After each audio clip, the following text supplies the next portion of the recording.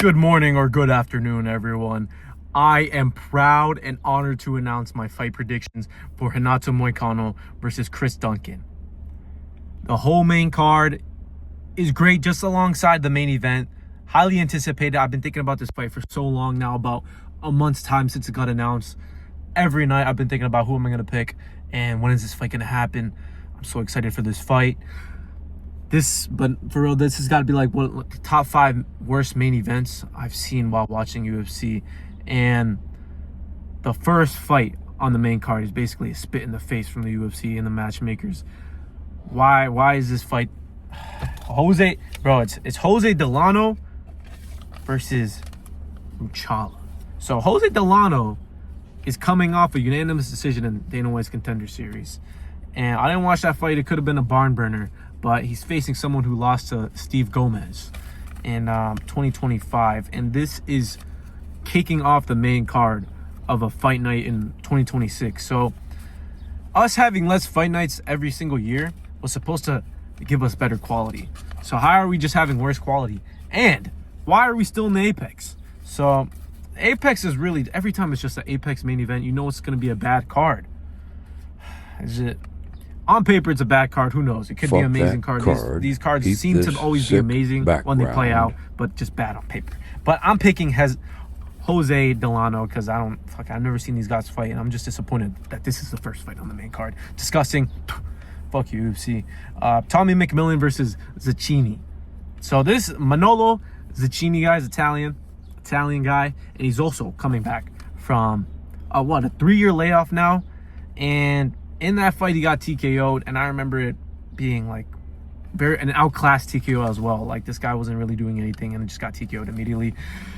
But Tommy McMillan, I seen the fight with him in a Dana White Contender Series, and it really impressed me because he had a moment where he could have easily submitted, or he could have easily tapped out to a submission that was deep in, but he had that moment where not many fighters can show their heart when it comes to like a submission. Like, obviously, like, based off survival instincts, you know, you can survive a KO because you just don't want to get KO'd. Obviously, like you can run away, you can just keep moving, but that can't really just be that fighter instinct in you. It won't really kind of be the dog.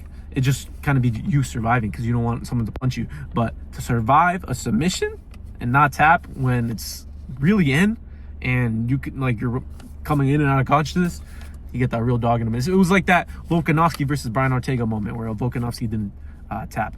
But I seen that moment, and I'm picking him because Zacchini also is coming off of like a 3-year layoff, and his last fight in the UFC, his only fight in the UFC, was a TKO loss. So I don't know if you're gonna come back to be the prospect in Tommy McMillan. He's also training with Tim Welsh, so maybe he's got some training with Sean O'Malley as well. But next fight on the card, Ethan Ewing versus Rafael Estevam. Rafael Estevam, as much as he may look 40 years old, he's 29 and he's young. But Ethan Ewing really impressed me with his performance against Malcolm Wellmaker, coming in on short notice. And having that performance against Malcolm Wellmaker, a guy who, he had like 3 viral first-round KOs against people. I don't think his fight with, what's this guy's name? Chris Montano was in the first round. I don't think that was a first-round KO. I think that was like a second round. But still, he had like 3 KOs in a row that were impressive and that were highlights. And also, he got performance bonuses for each one. Coming off that much money, those performance bonuses, being able to have a nutritionist, having better coaches, better whatever, supplements, whatever. And then getting beaten by Ethan Ewing, a couple days notice, that impresses me off Ethan Ewing's side. Because before that, he was getting a bunch of KOs on the regional scene. And then it wasn't like he was coming off the couch, though.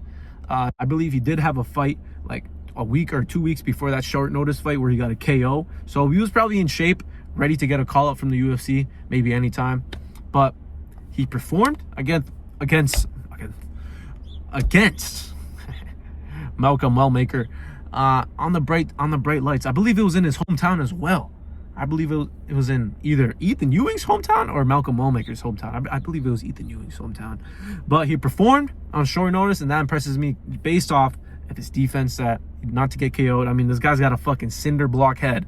So obviously he's not going to get KO'd, but his defense was slick, and his combinations were fast, and he's not afraid to throw his strikes. So against Rafael Estevam, Estevam's undefeated, 14-0, but I'm picking Ethan Ewing by unanimous decision. His only Only notable win Rafael Esteban has is against Charles Johnson, and I believe that fight was very close. Could have went to Charles Johnson, in my opinion, based off damage. So, who knows? He could be 13-1, in my opinion. But Yakayev versus Brenson Ribeiro. This fight is just going to be another first-round KO for Yakayev. I don't even know if I'm saying this guy's name right. I'm going to put a picture of him on the screen, though. I don't know if I'm saying his name right, but he's going to first-round KO this guy in the first round with a KO. Yakayev, though, he's known for just getting KOs. His most recent fights, his last 2 fights, were Dana White Contender Series in the first round. What was it, like 30 seconds, I believe. Impressed Dana White, had him not coming off his seat. Pause. But had his ass off of his seat, standing up. And then also got a first-round KO in the UFC for his first fight. But it's not, we can't really say it's that much impressive because he went against, Rafael Cuquera, some shit like that, who is known for just not fighting back once he gets hurt. And it was kind of a goofy knockdown in the beginning, and then it was just, from that, it was over in like 30 seconds. Impressive, but they're feeding him McCann and Brenson Ribeiro. Brenson Ribeiro is chinny, so he's just going to get knocked out in the first round. That's what I'm picking. First round knockout for Yakayev. And then Verna Jandiroba versus Tabitha Ricci. Women's co-main event, just to top it off, bro. Just fucking cherry on top. Like, textbook amazing card. Whatever. Verna Jandiroba, she's ugly as shit. So, I mean, she has more to fight for. I guess she has more hatred in her heart for, I don't know, life. Maybe this win will mean more to her than Tabitha Ricci. I mean, Tabitha Ricci has a fat ass, and she's kind of hot. So, if she wins, she has that. If Verna Jandiroba loses, she's fucking hideous. So I'm picking Verna Jandiroba by unanimous decision.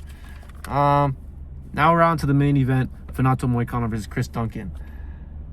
It pains me to pick this, but I'm picking Chris Duncan.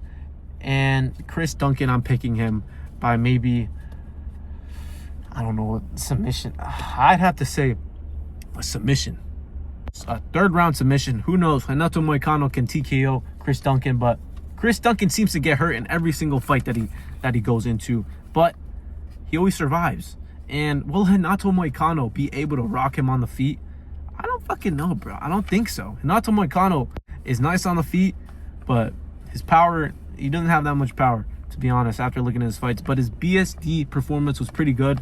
But looking at that performance, BSD is just shit on the ground. He was really moving really slow in positions and just not defending himself. Renato Moicano was getting hard thumping strikes on him, and Benoit Saint Denis was not defending himself at all. He just had his hands out in the open, and now I was like, what the fuck are you doing? You're getting hit in the face. This guy's arms are just out in the open, not trying to move, and when he tried to move his position, it was really slow. So that performance has some, like, you know, some things you can say that aren't whatever. BSD is kind of shit. I guess we can say BSD is kind of shit in some way, but Renato Moicano lost to Beneil Dariush, and BSD TKO'd Beneil Dariush in the first round. So who's really good? Whatever, though. I'm picking Chris Duncan to win by third round submission. That's really it, though, man. Chris Duncan, he's good on the ground, and Renato Moicano's performance against Beneil Dariush was really disappointing. Just for him to get controlled especially after Beneil just got fucking KO'd like 5 times in a row. That really fucking disappointed me, really, man. I thought he had that in the bag, and then he just loses. But, yeah, man, it kind of sucks. I know why they're putting him in the main event, because Renato Moicano's kind of a name, and if he wins, he's going to have a good performance on the mic. But this fight, I believe this fight's going to be a good fight. Renato Moicano's known for having good fights, and Chris Duncan, if he's getting hurt, he's going to stay in the fight. So I think this will be a good fight, guys. Come on, nothing to worry about. I think this fight will be entertaining. And then we can talk about, underrated card, everyone. And then next week, what was it? Next week, we got UFC 327. Yeah, come on. God, we got a lot to look forward to. Come on, man. Just pass this week. And then we got UFC 327. Prohaska versus Olberg. I'm going to give my fight predictions on that. But as of now, the dawn is spoken.